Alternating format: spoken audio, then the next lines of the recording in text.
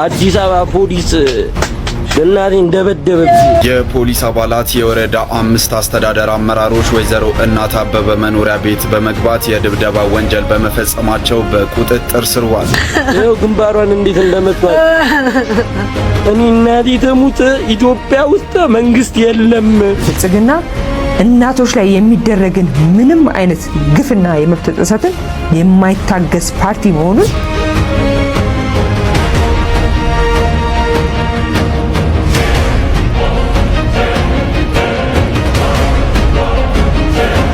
ሚሊሻ ክፍል የቡሳ ጎኖፋ ክፍል የምን ክፍል የምትሉት ሚሊሻ መክፈል ማችል ከሆነ በቃ በት ነው።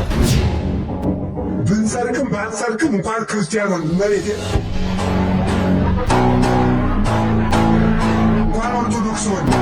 ሰላም ጤና ይስጥልን ውድ የቃል ሚዲያ ቤተሰቦች እንደምን ቆያችሁ? እግዚአብሔር ሰላም ከሁላችን ጋር ይሁን እያልን ወቅታዊና አዳዲስ መረጃዎችን ይዘን መጥተናል። ቪዲዮውን ከመጀመራችሁ በፊት ላይክ በማድረግ ጀምሮ እንዲሁም ሀሳብ አስተያየታችሁን የኮሜንት ሴክሽን ላይ ያስቀምጡልን። ቀጥታ ወደ ቪዲዮ እናልፋለን። ሰብስክራይብ ለምንድን ነው የማታደርጉት? አሁን አድርጉ። ምርጥ አራዳ ልጆች፣ ይኸው ዛሬ አቤት የተፈጠረውን ነገር ልንገራችሁ። ይኸው እናቴን እንደዚህ መቷት በፖሊሶች። ይኸው እግሯን አቆሰሏት። ኪዳነ ምሕረትን ነው የምላችሁ መቤቴን። ይኸው እስቲ የኢትዮጵያ ሕዝብ እስቲ ይፍረደን እስቲ። ይኸው ለምን አረቄ ትሸጣላችሁ? እናቴ ተሙት። ይኸው እኛ ዳነን፣ እኛ ሰርተን ነው የምንበለው። ይኸው ቤታችንን እንዴት እንዳደረጉት። አዲስ አበባ ፖሊስ እናቴን ደበደበብኝ። የምሬን ነው የምላችሁ። አዲስ አበባ ፖሊስ እናቴን ደበደበብኝ። ይኸው እናቴን ደበደበብኝ አዲስ አበባ ፖሊስ። ይኸው እህቴ የለችም ከቤት፣ አባቴን መቶታል። ይኸው ቤቱን እንዳለ አበለሻሽተውታል። እኔ ደህና ነኝ። እናትና አባቴን ግን ሲመታ አላየሁትም፣ አልደረስኩበትም። ኪዳነ ምሕረትን ይኸው እናቴን እንዴት እንዳደረጓት። በቃ አታልቅሽ አንቺ። ይኸው ግንባሯን እንዴት እንደመቷት። እኔ እናቴ ተሙት ኢትዮጵያ ውስጥ መንግስት የለም። እኔ ፖሊስ እኔን አይዳኘኝም። ኪዳነ ምሕረትን ይኸው እናቴን እግሯን ሰብሯታል። እናቴን እግሯን ይውላችሁ ሰብሯታል። እናቴን እንደዚህ አድርጓታል።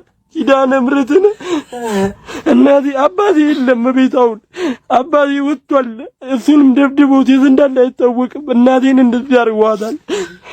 ችግር የለውም ጊዜ ቂጣ ነው ይገለበጣል።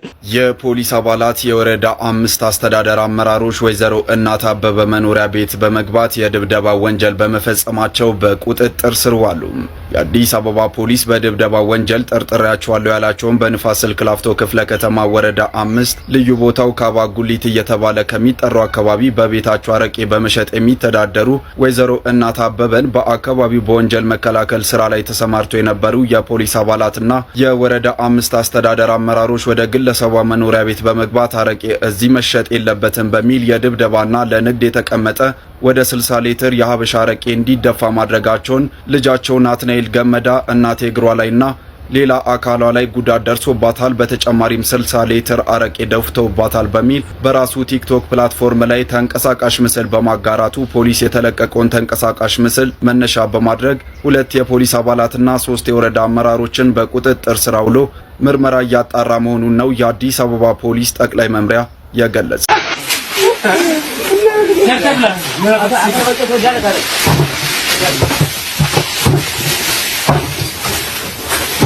በመጋዘን ይከተላል።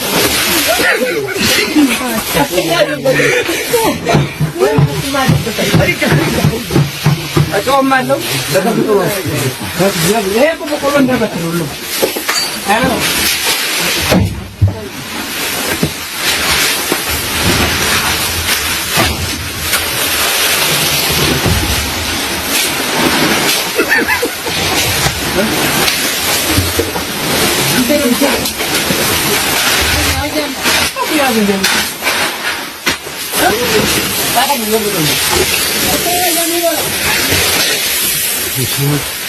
ሚሊሻ ክፍል የቡሳ ጎኖፋ ክፍል የምን ክፍል የምትሉት ሚሊሻ መክፈል ማችል ከሆነ በቃ በት ነው። ምን እናርገኛ? በትን ከፈለክ የመንገድ ስራ ክፈል፣ የልማት ክፈል፣ የህዝብ ንቅናቄ ምናምን ክፈል። አልከፍልም።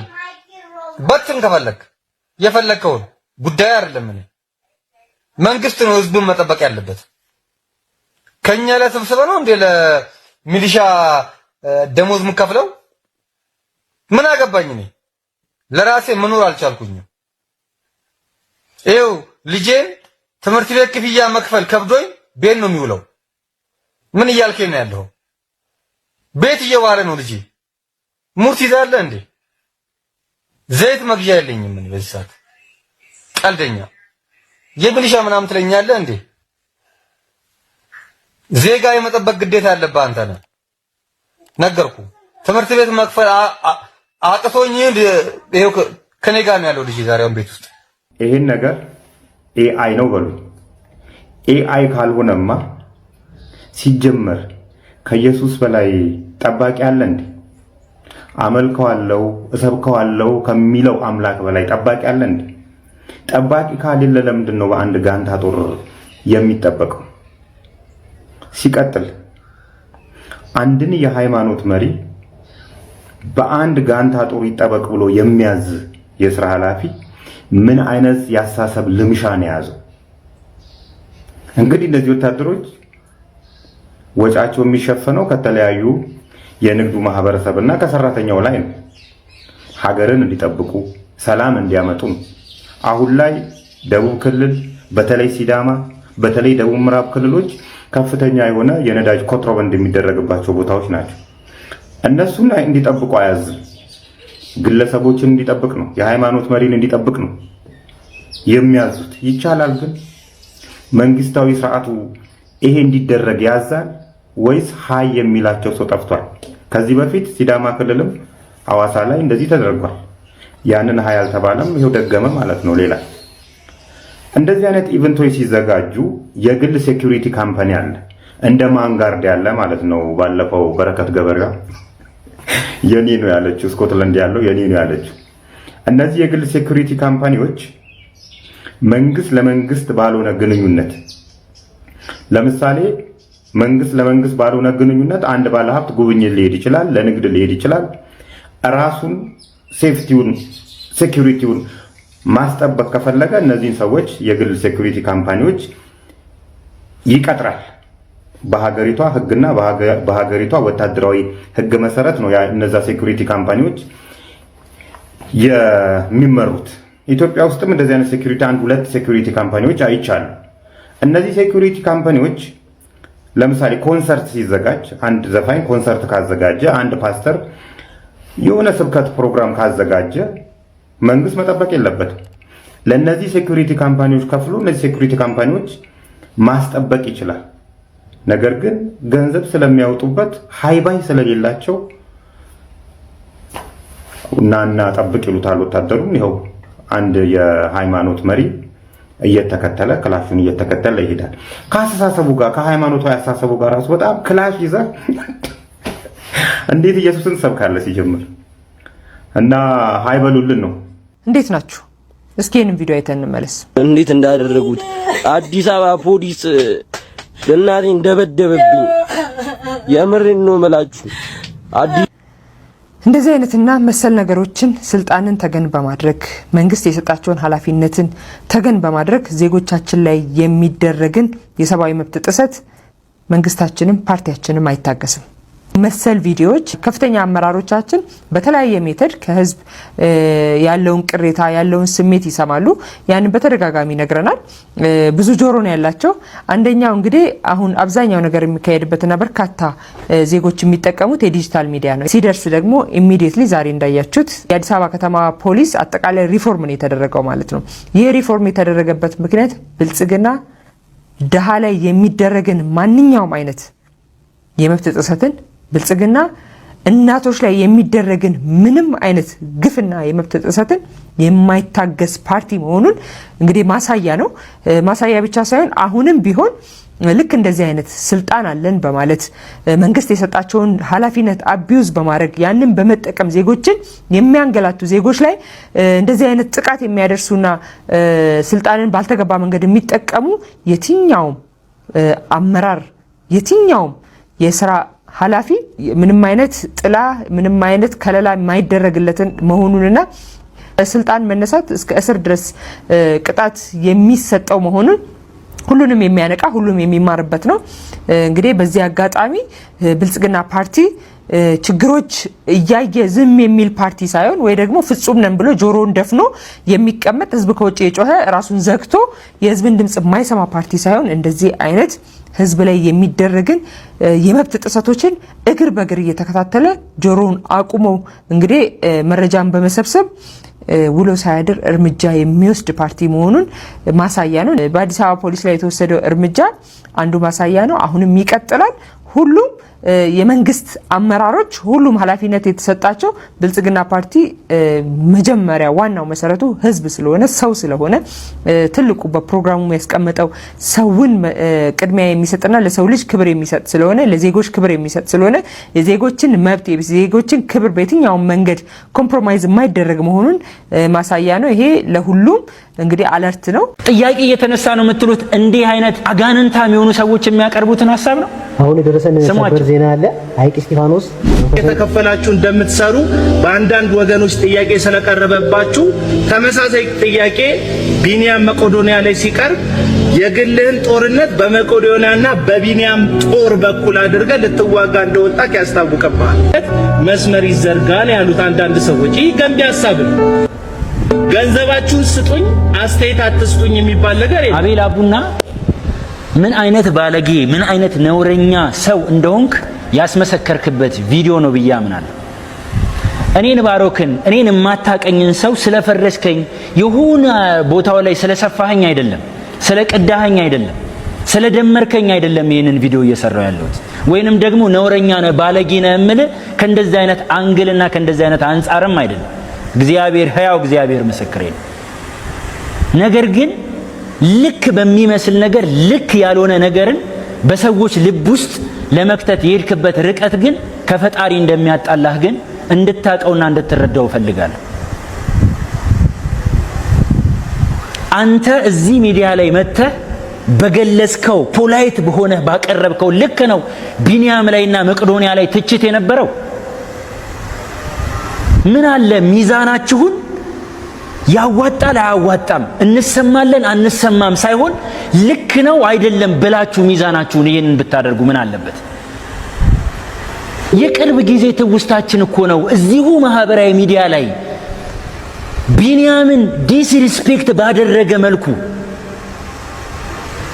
መቄዶንያ አሸባሪን እንደሚረዳ ተደርጎ እኮ ነው ብዙ ሰዎች ሲጽፉ ብዙ ሰዎች ሲናገሩ የነበረው። አልሰማህም? አላየህም? እውነት አንተ ባቀረብከው ልክ ነው ሰዎች ስለ መቄዶንያና ስለ ቢኒያም የተናገሩት ነው እንዴ? በዚህ ትውልድ እኮ አጋንንት በወለደው ሐሳባቸው አምጥተው ኮፍያህን ቀይር መተታሰርቶበት ነው እየተባለ የት ነበርክ? አሸባሪ ይረዳል እየተባለ ሲነገር ሲወራ ሲተረክ የት ነበርክ? እኔ ጥያቄያችሁን ማቅረባችሁ ምንም ግድ አይሰጠኝም። እኔም በዚህ ልክ እንድናገር በዚህ ልክ እንድቆጭ ካደረጉኝ ምክንያቶች አንዱ ይሄው ሕያው እግዚአብሔር ምስክሬ ነው። ቢኒያምን በቅርበት እንደሚያውቀው ሰው መቄዶንያ ትላንትም ዛሬም ነገም ምን እየሰራ እንደሆነ ከሚያውቅ አንድ ተራ ሰው የቀረበ ቁጭት ነው። መቄዶንያም ያስኬደኝ ስለ ቢኒያም ያን ያክል እንድመሰክር ግድ የሆነው ባወቅኩት ልክ ነው። ሰው ደግሞ ባወቀው ልክ ይመሰክራል፣ ባወቀው ልክ ይናገራል። እኔ መንጋ አይደለሁም። ሰዎች የጮሁበት ጉዳይ ላይ ሄጄ አልጮህም። ሰዎች የተናገሩበት የጻፉበት ሆ ያሉበት ላይ ሆ አልልም። ልክ የሆነውን ነገር አይምሮዬ ማመዛዘን ይችላል። ያቀረባችሁት ነገር ግን ይህ አይደለም። ስማው፣ ይህንን አልሰማህም? በዚህ ልክ እኮ ሲነገር እኮ ስለ ቢኒያም እኮ አንድ ነገር ወጥተህ አልተናገርክም። የት ሄደህ ነበር? አልሰማህም? ስማው እስቲ። እና ቢኒያም የመቅዶኒያ ሰውዬ ብሩን ለምን ነው የምትወውለው? ለሽብርተኛ ነው የምትረዳው? አገር ነው የምታበጣብጠው? ምን እያረከው ነው እንዴ? አንተ ወንድምን 3 ቦታ በጩቤ የወጋ ሰውዬ ከሆነ ዛሬ መላክ የሚያጫውት እጅገር ይሁን ሰው ነው። ጠባን ከስተ ጠርቃ ማጠገብ ሰውዬ ሁሌ ድራማ ዶክትሬት ሰጠን፣ የክብር ዶክትሬት። ይህንን ታላቅ ሰው ይህንን አዋቂ ሰው ጊዜውን፣ ገንዘቡን፣ ጉልበቱን ለአእምሮ ህሙማንና ለአረጋውያን የለገሰ ሰው በዚህ ልክ ዲስሪስፔክት መደረግ አለበት ብዬ አላምንም። ለዚህ ደግሞ ምንም አይነት ዋጋ ለመክፈል ዝግጁ ነኝ። እግዚአብሔር ምስክሬ ነው። ጥያቄ ስታነሱ የሆነን ሰው ስትተቹ የእውነት ለህዝቡ አስባችሁ ለህዝቡ ተቆርቆራችሁ ይመስላል። አይደለም። አልፈምስ ያለች ነፍስ አዋቂዎችን በመናገር ታዋቂ ለመሆን የሚጋጋጡ ሰዎች የሚያቀርቡት ሐሳብ ነው። ሰው ሐሳብ እንኳን ሲያቀርብ ምን አለ የረዳው ያገዘው መቄዶንያን ሄዶ የጎበኘው ሰው ጥያቄ አንሳስቲ። ግን የለም ፈጽሞ እንዲህ አይነት ነገር። ይሄ ደግሞ ነውር ነው፣ ኃጢአት ነው፣ ወንጀልም ጭምር ነው። እንደነዚህ አይነት ሰዎች ህግ ቢኖር እጃቸውን ተጠፍንገው ወይኒ ነበር የሚወርዱት። ይሄ ነው ያናገረኝ። ግን ባለጌ መሆንህን ያሳየኸኝ እኔን ወስደህ እኔን የማታውቀውን እኔ ተራ ሰው ነኝ። ከመቄዶንያ ከቢኒያም ጋር የምደበቅም የምሸሸግም አይነት ስብዕናም የለኝ። እኔ ባሮክ ነኝ። ልንገራችሁ፣ በቤተ ክርስቲያን ጉዳይ ጥያቄ እየተነሳበት ነው። እስቲ አንድ ጥያቄ ያምጣ። እስቲ አንድ ሰው ይሄ መረጃ አለኝ ይሄ ማስረጃ አለኝ ብሎ ያምጣ። እስቲ መረጃ አለ ጥያቄ እየተነሳ ነው የምትሉት እንዲህ አይነት አጋንንታም የሆኑ ሰዎች የሚያቀርቡትን ሐሳብ ነው። አሁን የደረሰን ሰበር ዜና አለ። ሐይቅ እስጢፋኖስ መንፈሳዊ ኮሌጅ ገዳሙ 108 ሚሊዮን ብር ተሰበሰበለት የተባለው ባሮክ ሰበሰብን ብለው በሚዲያ ወርተው የራሳቸውን ኮሚሽን ይዘውበት ሄዱ። ገዳም እንደገና ድጋሚ ብሩ ስላልደረሰኝ ብሎ ገቢ ማሰባሰቢያ ሊያዘጋጅ ነው። አዲስ አበባ ወይ እዛው ሊያዘጋጁ ነውና ባሮክ 108 ሚሊዮን ብሩ የት ነው ያለው? ቃል ገብታችሁ ምድር አርቲስት ተሰብስባችሁ ከቤተክርስቲያኗ ላይ የራሳችሁን ኮሚሽን ይዛችሁ ከሄዳችሁ በኋላ ብሩ አልገባም። በጣም የሚያሳዝነው፣ በጣም የሚያሳፍረው፣ በጣም የሚያስቆጨኝ ነገር ሰው ከሰው ማንነት ወርዶ ወደ እንስሳነት ተቀይሮ የማይጠይቅ ትውልድ መሆናችንን ሳስብ ነው። ያልገባውንና የማይገባውን ነገር ላይክና ኮሜንት የሚያደርግ ትውልድ መፈጠሩ ነው። አሁን ይሄ ጥያቄ ነው። አሁን ይሄ ማስረጃ ነው አለ ብዙዎቻችሁ። ሐይቅ እስጢፋኖስን እኮ ባሮክ ሄዶ አያውቅም። ሌላው ይቅር እንደው እዛ ቦታ ላይ ተገኝቼ ምናምን ማስረዳት ምናምን ማህበራዊ ሚዲያ ላይ ነው ያለነው። ሰው ሪፈር ማድረግ ይችላል። ሰው ትላንት የተሰራውን ነገር ማገናዘብ ይችላል። ላይቭ ስትሪሙ አሁን ድረስ የሐይቅ እስጢፋኖስ ላይቭ ስትሪም ሆኖ ፕሮዳክሽን ሆኖ የተቀመጠ ነገር ነው። ባሮክ አለ ወይ? እንኳን አርቲስቶችን እንኳን የሆኑ ሰዎችን አስተባብሮ ሄዶ ዘርፎ ሊመጣ ሄጃለሁ ወይ? እኔ የመጀመሪያው ጥያቄ ይሄንን ያልተናገርኩበት መልስ ያልመለስኩበትኝ ገዳሙ ሀገረ ስብከቱ ይሄንን ያስተባበሩ ኮሚቴው በጠቅላላ ደብዳቤ እንዲሰጡኝ እኔ እንዳልነበርኩ ደብዳቤ እንዲሰጡኝ ስለፈለኩኝና እነሱን በመጠበቅ ውስጥ ነው ቁጭ ያልኩት። አያችሁ፣ እስቲ ጠይቁ። የሆነ ነገር ይነሳ እኔ አይነሳ አይደለም፣ ግን መረጃ አንጣ። ሰው መረጃ አንጣ፣ መረጃ አንጣ። እስቲ ደብዳቤ ያለው ቤተ ክርስቲያኗ ይሄን በልሃለች በል እስቲ አቡና ቤተ ክርስቲያን ላይ የተነሳ ነው አንድ ግለሰብ ብለህ የምታቀርባቸው እንዲህ አይነት ተራ ሰዎችን ነው። እኔ ባሮክ ነኝ። የት መቆም እንዳለብኝ፣ እንዴት መቆም እንዳለብኝ፣ ከነማን ጋር መቆም እንዳለብኝ አውቃለሁ። 10 ጊዜ ደጋግሜ አልናገርም። ነጠላዬን አጣፍቼ በስማም የምልበትን ኮንፊደንስ ማጣት አልፈልግም። ነገ ልጄ የምትሸማቀቅብኝ የምታፍርብኝ አይነት ስብዕና እንዲኖረኝ አልፈልግም። እንኳን ቤተሰቤ አይደለም እዚህ ውስጥ ፎሎ ያደረገኝ ሰው እንኳን እንዲሸማቀቅብኝ በፍጹም አልፈልግም። በአንድም በሌላም መንገድ የተከተለኝ ሰው አምኖኝ ወዶኝ አክብሮኝ ነው ለእንደነዚህ አይነት ሰዎች እንኳን እጠነቀቃለሁ። ያለኝ እውነት ይሄ ነው። መቄዶንያ ውስጥ ሄዶ የሚያስከተተኝ የሚያሸሽገኝ የሚያሸፍነኝ አንዳችም ስብዕና የለኝም። ግን ማዝነው ቢኒያም ሲነካ መቄዶንያ ሲነካ ያልተናገራችሁ ያላወራችሁ ሰዎች ዛሬ መጣችሁ ብሩክን ለመተቸት ከለራችሁን እየቀያየራችሁ ለመንቀፍ ለመተቸት ለማሳቀቅ ለማሸማቀቅ የምትሄዱበት ርቀት በጣም ነውር ነው። እስከዛሬ ስታቀርብ አልቤላ ቡና ሰዎች ያንተን ሐሳብ ልክ አድርገው ይቆጥሩታል። እንዲህ አይነት ተራ ሰው መሆንህን ግን ስንቶች ያውቁ ይሆን? ተራ ሰው ማለት አዎ በዚህ ጊዜ ይሄ ቪዲዮ ብዙ ቫይራል ይወጣልሃል፣ ብዙ ሰዎች ላይክ ሊያደርጉልህ ይችላሉ። ሰው በባህሪው ተቃራኒ ነገር የመስማት ፍላጎት ስላለው እንጂ ሐሳብህ ትክክል ሆኖ አይደለም። ከእግዚአብሔር አትጣላ። ያስኩት ካልከው እውነት ጋር መጀመሪያ ተግባባ። እውነት ነው ወይ ብለህ ፈትሸው። ተራ ሰው አትሁን፣ ግድ የለህም። ተራ ሰው አትሁን። ተራ ማንነት ያላቸውን ትውልድ አትፍጠር። እናንተ ያመናችሁ እናንተ በኮሜንት ላይ ልክ ነው ባሮክ እውነት ነው የምትሉኝ ሰዎች እውነቴን በደንብ አድርጋችሁ ቀጥቅጣችሁ በቃ ማለት ጊዜ ይፈልጋል ኮፒ ሊንክ ማድረግ። አዎ ጊዜ ወስዳችሁ በደንብ አድርጋችሁ የኔን እውነት ለብዙዎች አድርሱልኝ። እጅግ ወዳችኋለሁ። እግዚአብሔር አምላክ እናንተን የምታፍሩብኝን ስብዕና ይስጠኝ። በጸሎታችሁ አስቡኝ። ብንሰርቅም ባንሰርቅም እንኳን ክርስቲያኖን መሬት እንኳን ኦርቶዶክስ ሆነ